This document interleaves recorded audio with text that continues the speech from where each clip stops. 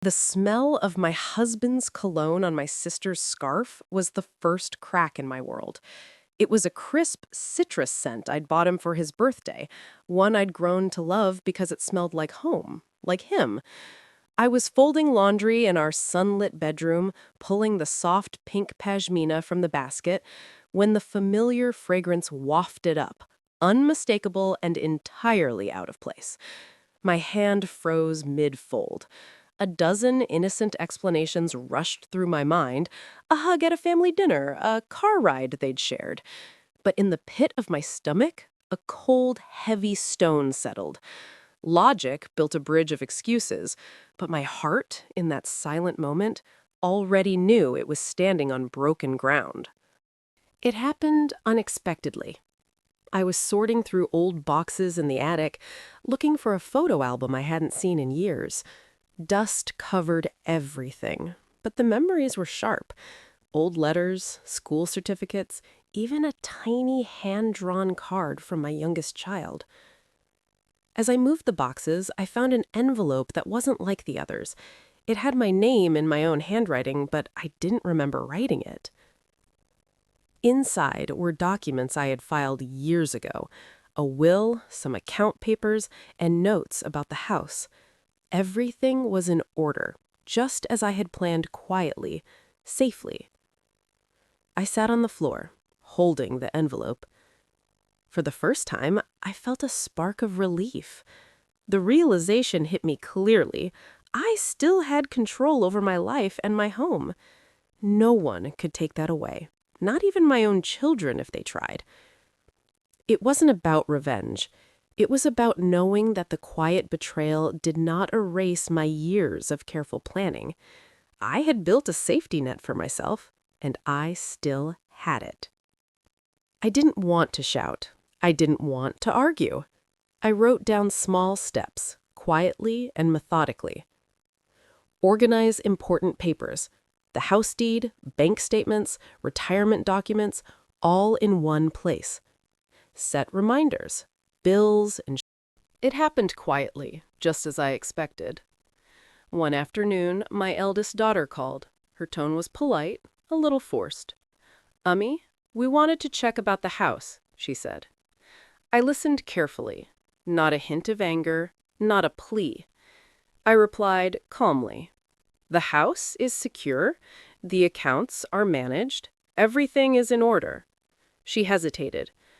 I I thought maybe we could discuss it," she said. I nodded, but did not rush. "Yes, we can discuss it," I said. "But for now, everything is arranged as it should be. You are welcome to visit, but the house is still my home." There was silence. The quiet authority in my words had an effect they didn't expect. I realized then that confrontation did not need drama. It did not need yelling or accusations. The power of calm truth and preparation was far stronger. From that day on, they called less, but the tone changed. There was respect, though distant. They understood, even if silently, that I was no longer a shadow in my own home. I continued my life with small rituals: morning tea by the window. After that, the silence in my marriage became a physical presence. Rohan retreated into his phone. Mira's visits became less frequent but more charged. She'd float in, all perfume and smiles for him, offering me a distracted, "Hi, Dee." I felt myself shrinking, becoming the background noise in my own story. The emotional distance bled into practicality. I'd ask Rohan about joint financial planning for a future holiday. "Let's not stress about it now," he'd mumble. But I found a receipt for an expensive dinner for two at a new romantic restaurant, dated on a night he told me he was working late with a client. The bill was paid with his credit card, the one he said was only for business expenses. Then the social erosion began. At a family gathering for our father's birthday, I watched from the kitchen doorway. Mira was holding court, telling a story about a recent client meeting.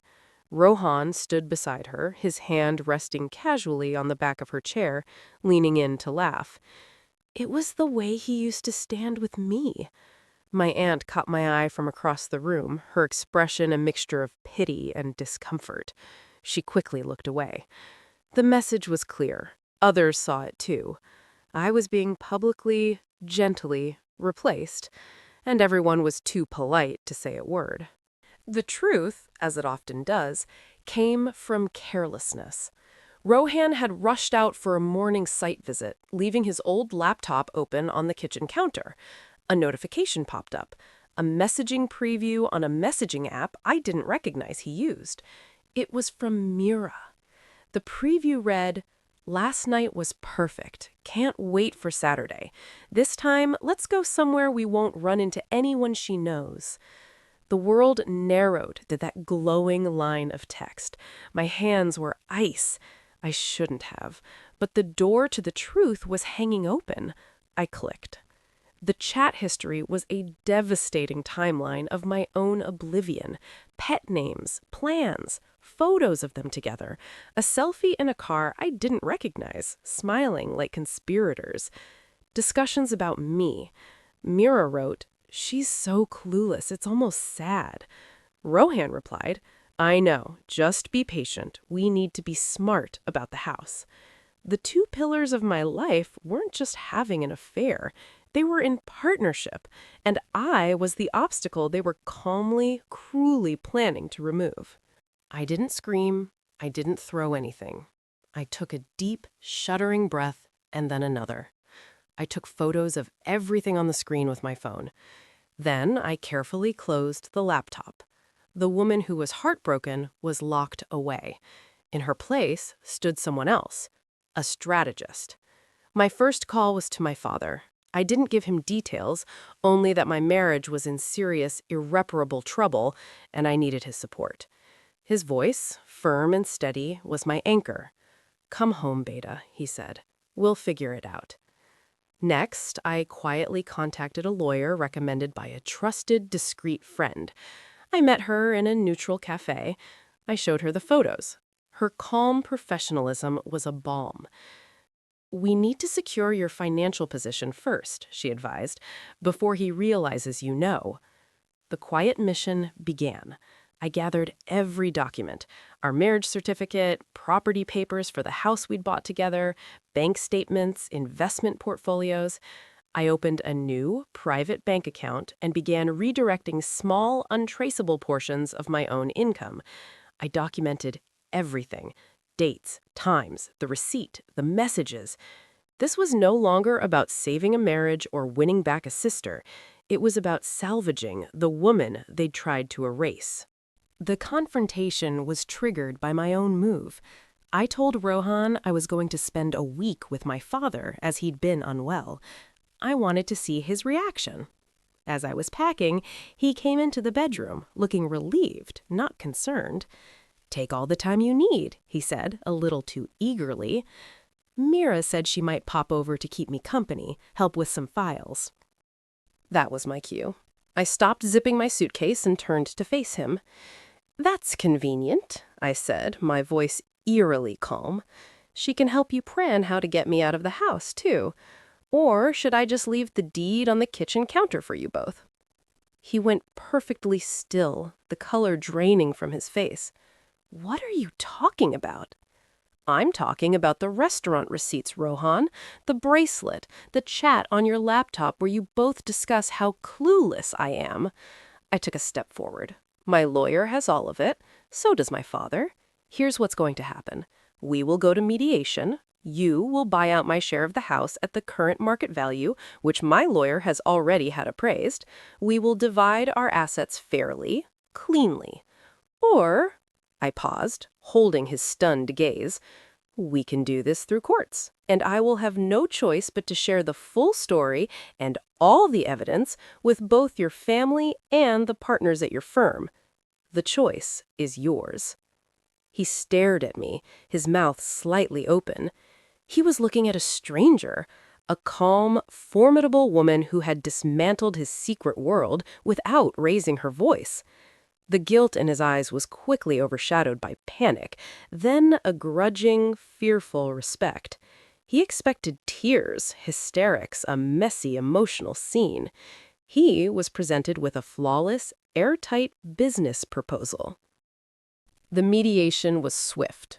Rowan, terrified of professional and social ruin, agreed to all the terms.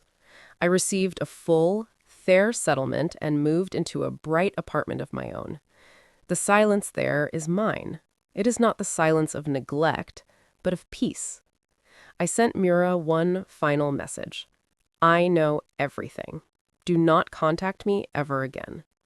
She tried to call, to explain, but I blocked her. There was nothing left to say. My father, heartbroken but resolute, supports my decision, though it has torn our family in two. I saw Rowan once, by chance, months later. He was entering a cinema, alone. Our eyes met for a second. He looked away first. A man diminished. I felt nothing. No anger, no pain, just a quiet acknowledgement of a bullet dodged. This is my real-life story, a family drama of the deepest cut. I learned that betrayal doesn't always come from enemies. Sometimes it's hand-delivered by the people you'd trust with your life's blueprint. And I learned that the ultimate revenge is not hatred, but a peace so profound that their memory simply fades to static. If this emotional story of betrayal and quiet strength resonated with you, please share your reflections in the comments. For more real-life narratives about resilience, subscribe to Real Queens of Courage for calm storytelling. Thank you for listening.